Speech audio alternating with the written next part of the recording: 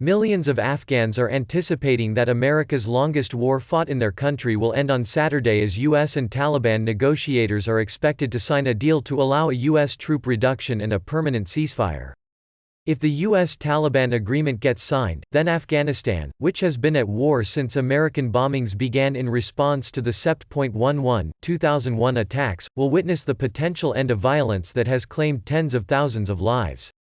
Peace is extremely simple and my country deserves it. Today is the day when maybe we will see a positive change, said Javed Hassan, 38, a school teacher living on the outskirts of the capital, Kabul. Hassan's children were killed in a bomb blast carried out by the Taliban in 2018. Since then, he has been writing letters to world leaders urging them to end the Afghan war that has dominated the landscape of the landlocked country.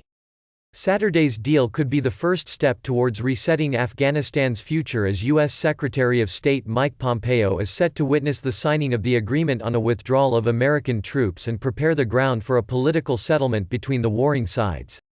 In the Qatari capital of Doha, America's top diplomat will stand with political leaders of the Taliban, Afghanistan's former rulers who sheltered Osama bin Laden and his militant network until 2001 as he plotted and conducted the 9/11 attacks.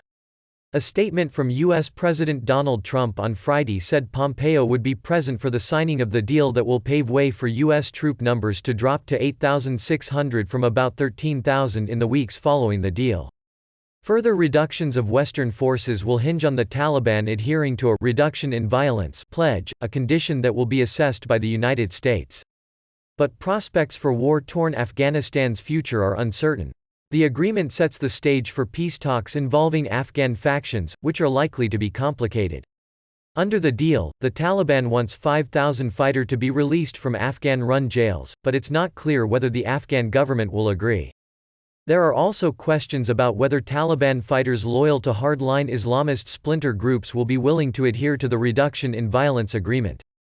Some senior commanders of the Taliban who arrived in Doha for the signing ceremony said they will ensure that the U.S. and Afghan governments accept all the conditions laid down by the group that controls about 40% of Afghanistan, according to Afghan defense officials.